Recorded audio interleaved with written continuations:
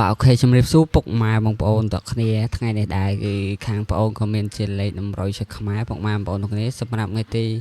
9ខែ5ឆ្នាំ2025បើសិនជាពុកម៉ែបងប្អូនបានមើលវីដេអូនេះហើយជួយចុច like ក៏ដូចជា subscribe បើក៏ដឹងឲ្យលោកគ្រូឬក៏ admin អ្នកមួយផងហើយតម្រុយថ្ងៃនេះគឺ admin មានលេខតូចពុកម៉ែបងប្អូនទាំងគ្នាលេខតូចលេខធំនិងលេខអុកតុងអញ្ចឹងចែកជូនពុកម៉ែបងប្អូនទាំងគ្នាសម្រាប់តម្រុយជាខ្មែរពុកម៉ែបងប្អូនអាចលេងបានទាំងខ្មែរចាស់ទាំងខ្មែរថ្មីពុកម៉ែបងប្អូនទាំងគ្នាណាហើយសូមកុំភ្លេចជួយចុច like ក៏ដូចជា subscribe ឲ្យបងប្អូនម្នាក់មួយផងណាតោះឥឡូវកុំឲ្យខាត់ពេលលឺយូរយើងទៅមើលតម្រុយដែលសម្រាប់ថ្ងៃទី9ខែ5ឆ្នាំ2025ដែលលោកគ្រូធ្វើការរៀបចំជូនឲ្យសម្រាប់លេខតូចគឺយើងមានចំនួន5គ្រាប់យើងមាន10គុត13 54និង55ហើយនឹងមួយគ្រាប់ចុងក្រោយគឺមាន98ពុកម៉ែបងប្អូនទាំងគ្នាយើងមានដូចជាលេខ10គុត13 54 55និង98សម្រាប់លេខតូចពុកម៉ែបងប្អូនទាំងគ្នាហើយលេខធំយើងមានចំនួន3គ្រាប់ដែលជាលេខគុណ123គុណ890គុណ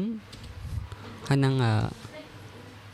234គុណពុកម៉ែបងប្អូនអាចលេងសងសំណាក់បានទាំងអស់គ្នាណាសម្រាប់ម៉ោង10:35នាទីនិងម៉ោង1:00តោះឥឡូវយើងទៅមើលលេខអុសរបស់យើងម្ដង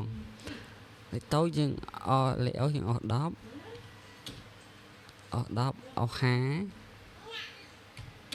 និងអុស9ពុកម៉ែបងប្អូនទាំងគ្នានេះលេខអុសសម្រាប់លេខអុសយើងអុស10អុស50អុស9ហើយបងប្អូនសូមឲ្យព្យាម្ដងទៀតសម្រាប់100ជាខ្មែរថ្ងៃនេះថ្ងៃទី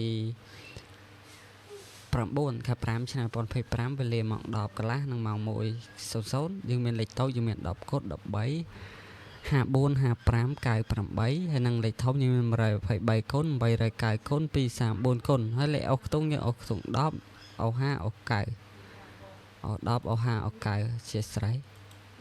ជាងអុស10អុស50អុស9អរគុណច្រើនជម្រាបលាហេងទាំងអស់គ្នាណាអរគុណជួបគ្នានៅវីដេអូក្រោយជាបន្តទៀតហើយសូមកុំភ្លេចជួយចុច like ក៏ដូចជា subscribe ឲ្យ admin ម្នាក់មួយផងណាពុកម៉ែបងប្អូនទាំងគ្នាអរគុណជម្រាបលាហេង